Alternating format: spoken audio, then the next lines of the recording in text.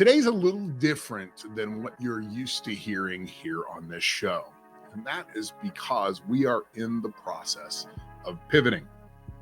I've had a couple of different shows and some new ones coming up, including The Realm of Possibility that'll be out here really soon.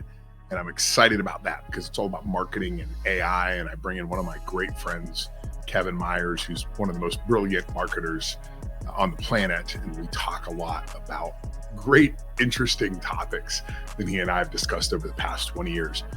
The episode today has a flavor like that. I've started to bring guests into the studio and have deeper conversations in person. So today you're going to hear another interview with Aaron Bear. He was on the show about 5 or 6 months ago. We're going to talk a lot about his Change Agents Academy and what he is trying to accomplish with educating people about how to think differently about their organizations. You're also going to hear a new voice and see a new person here on the show with me. Christy Seifkin is a friend and very well known here in the Southwest, as she has been a news reporter for 10 plus years on local television. And she's a very notable figure here in Arizona. And she and I have started to work together on some of my other podcasts. And I've been bringing Christy in as both a coach to help coach my guests on how to better present on camera. But also Christy is starting to do some co-hosting and hosting some of the other shows that I work on. So you'll start to see Christy around a lot more. She has a great, interesting perspective and very distinctive voice as well. You'll be able to pick her out, particularly when you've got all these male voices that you usually hear on this show. So it's a real pleasure to have her. This interview today is really, it's exponential. It's sitting around a table and chatting about the work that Aaron has been doing. And there's reason why Aaron is one of the most sought after consultants in North America and works with some of the biggest, companies and candidates and organizations. And he's well sought after to come in and talk to them about how to change the way that they think about their business. We don't talk a tremendous amount about AI today, but Aaron and I do have a startup in the space. So AI is something that's on the top of our minds all the time. We do talk about automation and thinking differently. So this all really plays into the themes that you're starting to see as we merge my shows together here on this single channel.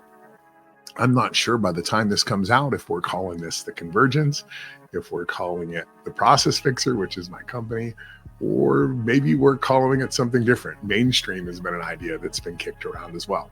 But regardless, you're still going to get the same great content, just the quality is improving.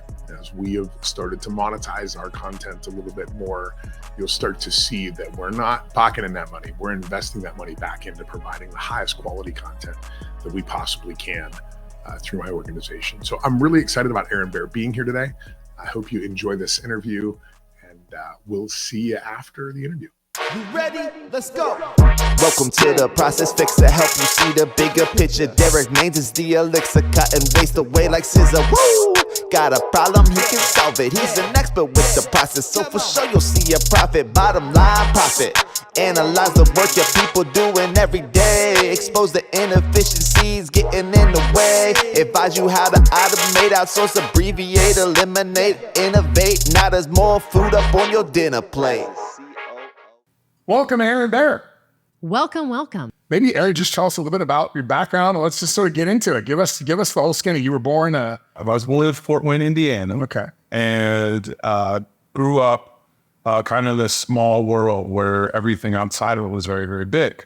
Mm-hmm. And this is relevant to kind of writing this book because when I was 21, I decided to break into the new Notre Dame Career Center. And the whole goal was to get an internship in Chicago because the college I went to didn't really have internships. So I was like, I'm just going to go. I'll just see who's interviewing that day and I'll just jump into an interview. And this has kind of been my whole life of just kind of doing things. But in the end, I got a couple interviews and they're like, wait, you don't go to here? You don't go to this university? I'm like, no. But anyways, on the way out, I saw this on a billboard, something called Semester at Sea. And being from Fort Wayne, Indiana, and having this kind of small ecosystem and worldview, I was like, I'm going to go at that at all costs. Ultimately ended up going on a voyage around the world and really just kind of started thinking bigger. Like I was like, oh my goodness, the world is actually pretty small. Yet at the same time, if you think big, you can actually impact a lot of that world. So since then, I've been on this journey to change and to grow and to learn. And that's been part of this last chapter of exponential theory, where really I spent about 15 years doing innovation facilitation with board of directors and senior leadership teams, where I would take them to Tel Aviv, Singapore, Shanghai, Copenhagen, London, Silicon Valley. But in that, we were able to kind of go in and out of these exponential companies and kind of teach these really global companies what it's like to think bigger and to grow faster, and really think differently. So that ultimately led to the book Exponential Theory, and kind of led to the Change Agents Academy, and also opened the door for another book, which will be called Confessions of a Change Agent. And Aaron, you talk about you worked with companies initially to help them think more exponentially. Why and how did you make the shift to the individual? Because Change Agents Academy is all about the individual thinking bigger, doing more. Well, I think change happens on the personal level. Yeah. When I was running the National Association of Sales Professionals, what you learn is most people would attempt to sell the organization. What I learned, the most effective thing was literally to find out about the person, the personal, then the professional, then the organization.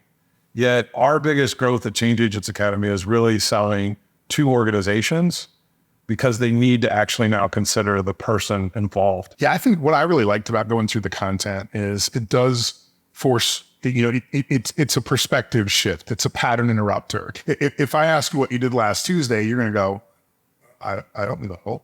Right? We don't remember what we did yesterday or the day before. We have very few memorable moments that we actually remember in our lives. And my last book, which you wrote the foreword for, is all about that. Some people are just, from an evolutionary perspective, they're not going to change. They're on the path. That was the question I was going to ask you, Aaron. And I'd love Derek's answer too, because of your book, and you brought this up. What do you see is the main point of resistance of people thinking bigger, making the change, other than we're creatures of habit, we're on the hamster wheel, we're used to this always being this way. We know fear can play a role, but what emerged that to you was a light bulb of, okay, this is really what's holding people back from acting bigger, thinking bigger? Really starts very personal, and then in the end, it gets very organizational. And that's where a lot of people don't progress past the personal, because they find some roadblock of resistance. And module 4 is what you resist persist. So it is a key point of, do people focus on the obstacles in their life, or do they create them as opportunities? A lot of people will have the thoughts and maybe say the words, but never take the actions. And this is really the change agent's model, is thoughts, words, actions, results. If you really get into, the thought of it is I want to start a business. I want to do this. I want to go out on my own. I really am willing to risk everything for this. That maybe last sentence isn't what a lot of people are willing to say. And that resistance of that really holds them back from ever doing that or fighting that change. Then it's like putting it into words, which words to me, that's a thought. So that's electrical. Words are emotions, which then leads to actions. Is how do you actually have that unfold that you start launching that business? The reality is everything is never going to happen perfect, or it always actually happens perfect. And then the final thing is results. How do you measure it, and what are you getting done? And then iterating on that and starting over and going over that change model again and again. Yeah. And the faster you're able to do that, the faster you'll be able to be successful. And that's where exponential theory is all about learning from your failure and growing versus actually sitting in your failure. Where a lot of people will sit in this comfort zone. It's much easier to sit there. And that may be actually a more uncomfortable environment for some people, because they don't know what's outside of fear. And then, it becomes a victim. You're right. You can get really comfortable in your own sort of misery. I think one of the challenges that I've found, and this is something that I'm really struggling with in my organization, is just having capacity. But it's not time that's holding you back.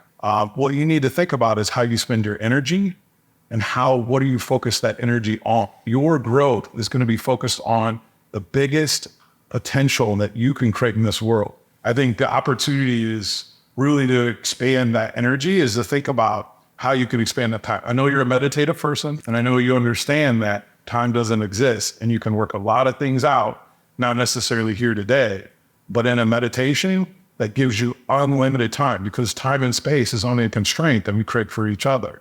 Someone's calling on you to say, hey, we filled your calendar up. Now let's see what obstacle you can overcome of that, because you need to think bigger about that. And I think you're really right. It is really about thinking about that a little differently. and making sure you're using your energy in the right direction. A lot of times I talk about this concept between energy and approach, right? Like I can approach the problem a different way. And I like the way that you approach that with me, because it made me go, okay, I'm approaching it from the way that I've always known. But if I want to get a different result, I actually have to approach it from a little bit of a different angle. It goes to a conversation about coaching is a lot of people perceive the world and just accept the circumstance they're in. They don't think about the things they do control versus the things they don't control. And when you separate those two things and you think about the things you do control, it is your energy. Because even that comment about it's figuring out like longevity wise is how do you surrender to the struggle so you find flow and you can really grow that energy. And then you have to actually prepare yourself for that recovery to be able to do it again and again and again. And I think of it as energy as I'm vibrating at a higher level every day. And that's my goal. It's just every day to like think a little bit bigger, see a little bit bigger. And then I'm also invited into a little bit bigger conversations. And I think, Derek, you're on a path. And those little milestones then give you a trajectory where that may be the apex of your exponential curve. So it makes me wonder about the presence of the observer. Because I will tell you, in the work that we do, when we get in and we just observe the process, it improves. We can see it improve. But I wonder about that, because you started talking about this energy and, It's because people inherently, when they start measuring themselves, actually start to think about their habits. Then the story starts to change because they start telling stories to each other. And then they start focusing their energy on something different. The vision might even change in that idea in an organization. As a facilitator, the goal is to create that action where you take everyone and you make it part of the bigger vision. And when you do that, I think it's the idea of measuring like culture. Once you start figuring out ways to measure that, then people start to look for that. Then start people to live to that. As companies scale, the one thing that they all have to have is a massive transformative purpose. That's where I look at everything as an opportunity. Is that you're walking down the street and you feel like everything is a problem. But I would just say Elon Musk is like, this is an opportunity. And I mean, I would say that about a lot of different people where, I don't know how Donald Trump does it, with politics aside, but everything's an opportunity. That kind of mindset is exponential. And it's where people have got to do the things they want to do because they're thinking that way. And that really is a change model that I hope to help 1 million people kind of create. Aaron, you mentioned these big names, Musk, Trump, and people may look at that and think, I'll never be that person, nor do I want to be that person. What would you recommend is the first step for them to start to even open their mind to moving toward that? And the Change Agent Academy is built for this. So our first step is to really kind of measure your thoughts. You may have an idea. Everyone has ideas and creativity. Everyone's creative. I mean, there's no one on this planet that's not creative. It's just applying themselves. So that first thought is like, one, I always have people write everything down. In that, you see people kind of lift the stress off their shoulders because they were carrying around. And I was carrying around 338 things in my mind when I first wrote that down. And then this question comes very important to me in the change agent's journey is, how does this serve you well or not? When I've been in these rooms with kind of these exponential leaders and these people that create massive amounts of change, you realize they talk differently, they think differently, their habits are different, the stories they tell about themselves. And what they want to do is create such a big vision for it. And that, honestly, for every person on this planet, the whole goal is like, how can I actually have a better place in my family? How can I have a better place in my team or my organization? And that's where when I start thinking about that and growing that energy, then it's like, how do I just keep growing all those different things? By literally creating my circle of impact, instead of being consumed by all these small things that the average person every day is like, oh, traffic, oh, my coffee, oh, McDonald's didn't make me feel good. I mean, all these things are signs that I look at. If we actually just sit back and be in the moment and see the opportunities that are coming to us, all of a sudden life unfolds in a great way. And all those factors come into how do you actually grow an exponential organization, which is what I consult with mostly and bring the Change Agents Academy and change agents into organizations to say, here's how you can actually create the changes you need to think bigger, to build a bigger brand, to make a bigger impact, to use energy instead of time. The opportunity to be exponential is to kind of put the energy into something that's bigger than oneself, which is what we all want. Then we can make an impact on it. Then it's just growing our circle of impact and concern so that energy grows, which is what you do every day. Aaron, you talked about in your first book, the focus is somewhat personal, but more so businesses, looking at companies that have been exponential. Second book sounds like it's a little more personal. Are we going to learn if there was a big shift for you to make you the man you are today? I had first of all, a mental shift. I often would play victim. There's a model in this next book that really, you go from life happening to me to if you look at the things you can control and you don't control. A lot of things, I was just focused on all the things I couldn't control. I realized there was a certain point that I walked around as a victim, and I was like, why isn't this happening for me? Literally just kept coming back. And then physically, because that mental block, I literally at a time weighed 320 pounds. And, I'm gone through a weight loss journey. And part of that is just taking control of those physical elements, because I mentally took control of my mind to say, I'm going to create the world I want to live in. So everyone can control their physical being. That's when change really happens, is when you get outside your comfort zone. And right now I'm growing at a faster rate than I ever have in my life, and it's accelerating. And I think, I'm just blessed to be here to create that mindset. And now you're able to kind of change your world every day as you step up. It's like my mind has completely different thoughts than it did 5 years ago. And that shift is what I hope to give people. But for most, it's a lifelong journey. And that's kind of part of my own journey, is these confessions. And each one of those, I have like really, deep confessions to say. I can say at one time I was $270,000 in debt. I was one of those $30,000 millionaires. And I had a leased car, I lived in an apartment. Like I said, 270, but I always had this inner confidence and started to say, well, if my thoughts are this, my words are, I want to make these changes. I am going to make these changes. And then it was the actions that ultimately led to the results today, where I'm literally every day creating the world I want to live in and just enjoying every day. That's all we have. Yeah. How do people find out more about Change Agents Academy? I mean, changeagentsacademy.com. And you can go to my website, Aaron Bear, AaronBare.com, and you can find me there, and the Change Agents Academy. So would love to have as many people as possible. We will have 1 million change agents in the Change Agents Academy. It's a good challenge to have. All right. Thanks so much for joining us today.